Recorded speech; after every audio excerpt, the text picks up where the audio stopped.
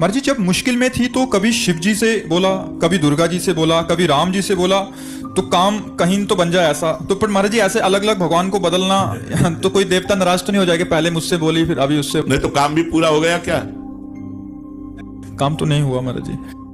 कैसे हो जाएगा?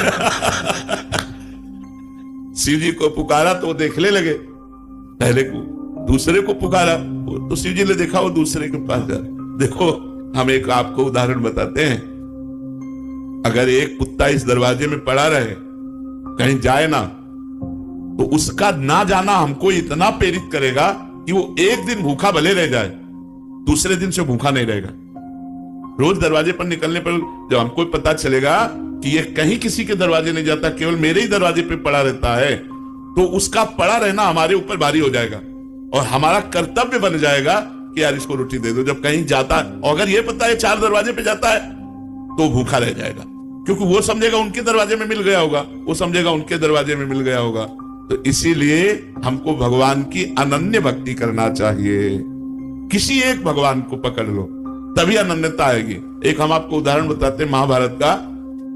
उपमन्यु नाम के एक ऋषि थे, उनके पिता पहले ऋषि मुनि सब जंगल में वास करते थे, गृहस्थ होते हुए भी, तो वो कभी किसी से दान नहीं लेते थे।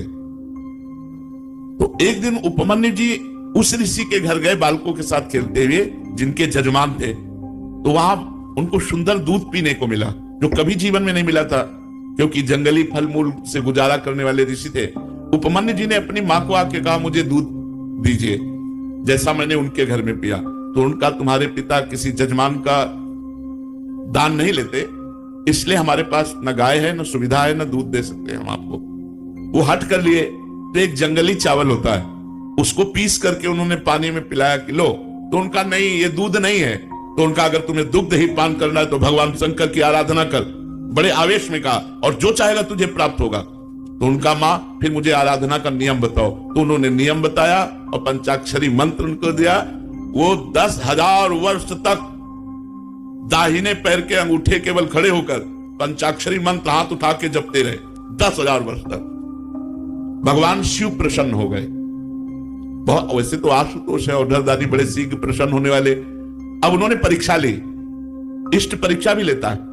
उन्होंने परीक्षा ली, वो देवराज इंद्र बन गए और नंदिकेश्वर एरावत हाथी बन गए, और जितने शिव पार्षद थे वो सब देवता बन गए, और अंबा जी भगवती पार्वती जी इंद्राणी बन गए।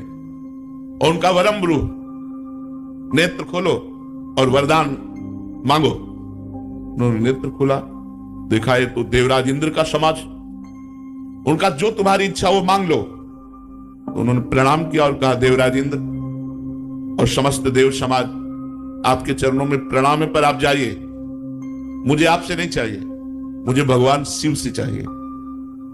चूंकि भगवान शिव ही थे तो उपहास करने लगे। तो उनका सावधान, मैंने ना आपको बुलाया है, ना मैंने आपसे मांगा है, आप स्वयं आए हो तो हम आपको नमस्कार करके वापस भेज रहे हैं। पर यदि आप हमारे इष्ट की निंदा करेंगे तो आप ऐसा ना समझिए, हमारे इष्ट के मंत्र में इतनी ताकत है कि मैं एरावत सहित तुम्हें अभी भस्म कर दूंगा। अब चूंकि भगवान शिव थे तो डरने वाले तो थे नहीं, फिर उपहास करने लगे शिव का।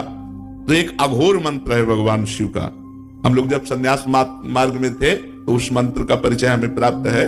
अगर ये सिद्ध हो जाए तो जो चाहे वो कर सकता है। तो उन्होंने तुरंत हाथ में जल लिया, जो ही अघोर मंत्र का संधान किया तो नंदिकेश्वर प्रकट हो गए, उस जल को रोक लिया और कहा इष्ट मंत्र से इष्ट पर प्रहार करते हो। तब देखा तो भगवान शंकर, पार्वती और समस्त पार्षदगण, तो उनका त्राहिमाम शरणागत वत्सल भगवान शिव रक्षा करो। हमने तो देवराज इंद्र समझकर प्रहार किया। बोले नहीं वत्स, मैं तुम्हारी परीक्षा लेने आया था कि देखें तुम एकनिष्ठ हो या केवल अपनी चाह पूर्ति करने वाले, जैसे आपने प्रश्न किया। अब बोलो क्या चाहते हो? तो उनका जो हमारी कामना थी उसकी पूर्ति होनी चाहिए। तो उनका क्षीर समुद्र से, जिसमें भगवान शयन करते हैं, उस क्षीर समुद्र से रोज तुम्हें दुग्ध आएगा, और अजरश्चैव अमरश्चैव, और जब तुम हमें याद करोगे मैं प्रकट हो जाऊंगा। तो अनन्य निष्ठा से ही वस्तु की प्राप्ति होती है।